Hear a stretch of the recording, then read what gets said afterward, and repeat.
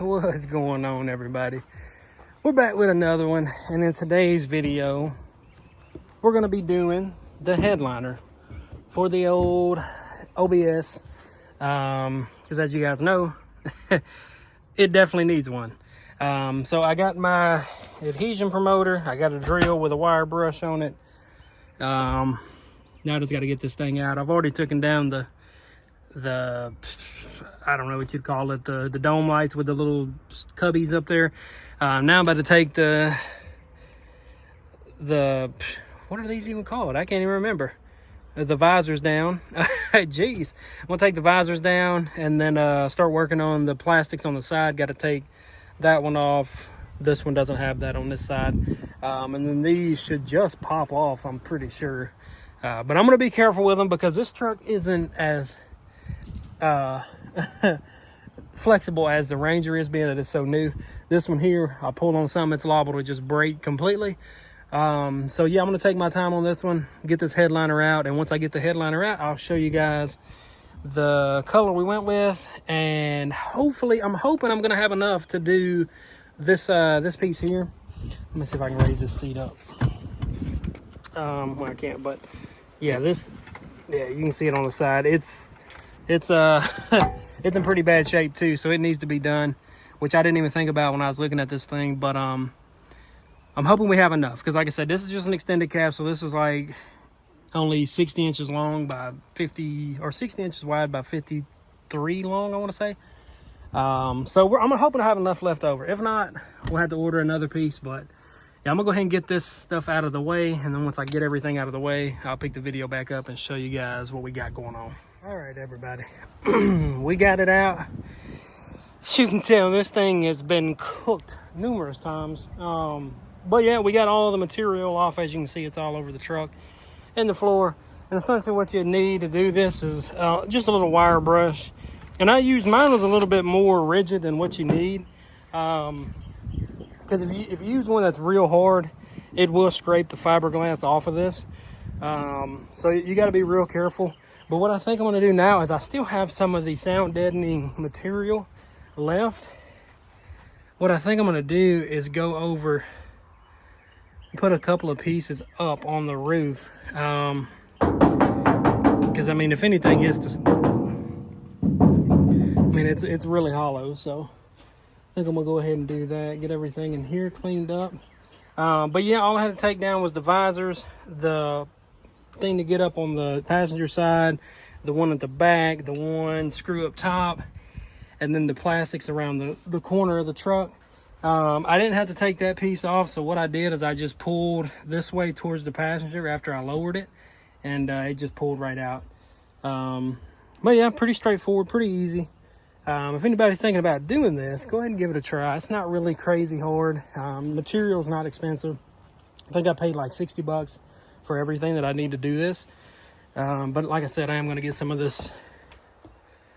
Well, let me pause the video, because I know if I pull that out, 57 things are going to fall. But yeah, I'll pick the video back up once I get it back in the truck. And then I'll show you guys the color we went with, which I think I probably already told you. But if I didn't, stay tuned and you guys will see the finished product here shortly. All right, fellas, it's in there. Everything went good, except for, like I said, these. I got to change these out. They're like completely gone. But I did have enough to do this here. This was pretty easy. I did have to connect two pieces, so there is a little line right here, but I'm not too concerned about it. The main thing was the headliner, which it turned out really good. This is like a material, when you move it, like, I don't know what you'd call that, a suede, I guess. But yeah, it turned out really good. Really good, really easy. Like I said, nothing crazy to it. Hardest part was there's one bolt at the front of this, trying to get this in there and get these tabs in the back, and there's another white spot. I did put some of the kills mat up here, the sound deadening material, so I'm hoping that helps. But all in all, I mean, everything went good. I would get out and show you guys the whole truck, but it is super windy. I tried to get where a tree line was. It didn't really help, but I just wanted to show you guys the end result.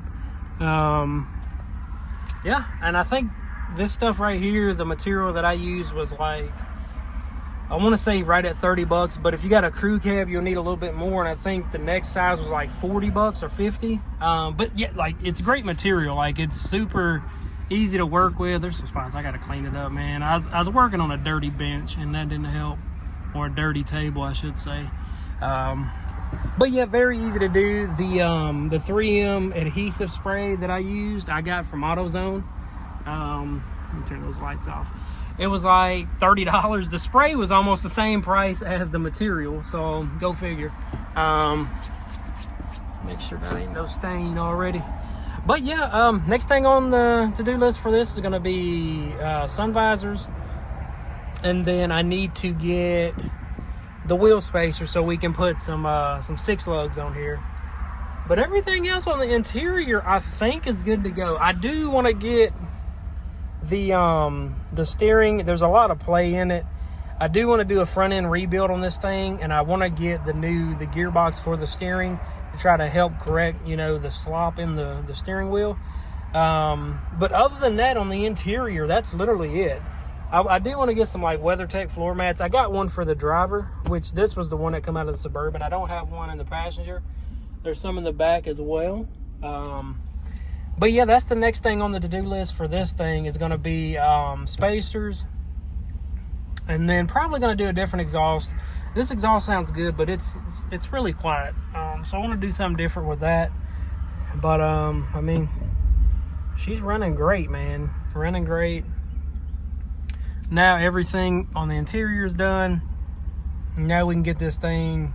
Got to get AC, and the other thing is the AC. It doesn't work because when I put the new motor in, I broke the line going for the AC evap line, I believe it was. So I got to get that. I got to get a new. Was it an evap canister or was it the core? It was one of them. It's under the dash, the one I got to replace. It wasn't the heater core. It was for the AC. So I got to change that out as well. But other than that, on the interior, everything works. Everything works. Everything unlocks, locks, doors work. So everything on the interior is done. I will probably going to get the seats redone as well because these are in pretty bad shape.